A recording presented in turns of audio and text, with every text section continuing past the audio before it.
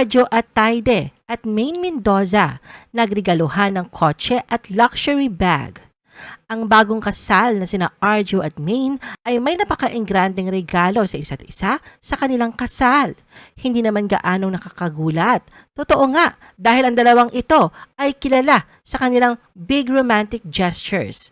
Si Arjo, na kilala sa kanyang thoughtful gestures, ay ginulat si Maine ng isang regalo na sumasalamin sa kanyang impeccable taste in fashion.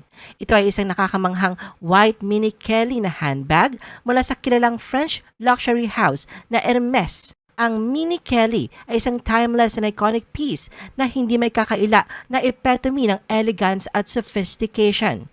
Kaya't ito ang perpektong pangdagdag sa impressive collection ni Maine ng mga designer pieces.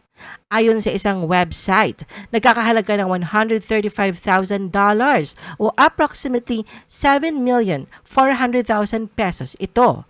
Ginamit na ni Maine ang regalo sa kanya ng asawang si Arjo sa kasal ng kanyang best friend na si Maha Salvador kay Rambo Nunez sa Bali, Indonesia noong July 31, 2023. Niregaluhan naman ni Maine si Arjo ng isang brand new at mamahaling sports utility vehicle na Toyota Land Cruiser ZX.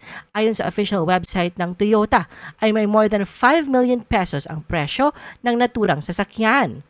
Makikita sa dalawang larawan mula sa isang Twitter fan account si Arjo na may hawak na miniature model ng sasakyan at sa tabi ng malaking white SUV habang suot ang kanyang wedding suit. Kahit na malabo at grainy ang larawan, kitang-kita pa rin ang wide smile ni Arjo na may hawak na payong habang nakalahad ang isang kamay nito sa ibinigay na regalo ng kanyang asawang si Maine. Samantala, 5 araw matapos ang kanilang kasal ay sa wakas ay ibinahagi ni Maine ang mga opisyal na larawan mula sa kasal nila sa Baguio, Benguet kasama ang asawang si Arjo. Makikita sa mga larawan na genuinely in love sina Maine at Arjo sa isa't isa. Sa isang shot, nakadagdag naman sa drama ang makapal na fog sa kabundukan habang naghahalikan ang mag-asawa.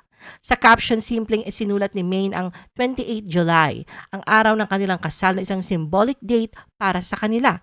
Ito rin ang date kung kailan siya nag-tweet ng Arjo Cutie noong 2013 bago ang kanilang unang pagkikita na nangyari pagkalipas ng eksaktong 5 taon. Noong araw din yun noong 2022, nag-propose si Arjo kay Maine. I-post ang inyong comments at reaction sa baba.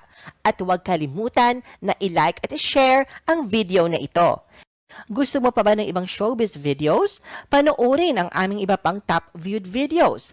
Para sa aming mga YouTube viewers, pumunta lang sa description ng video na ito o i-click ang link sa itaas ng screen.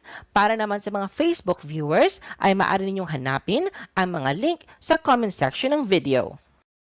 I-follow nyo din kami sa Facebook at mag-subscribe sa aming YouTube channel. Thanks for watching!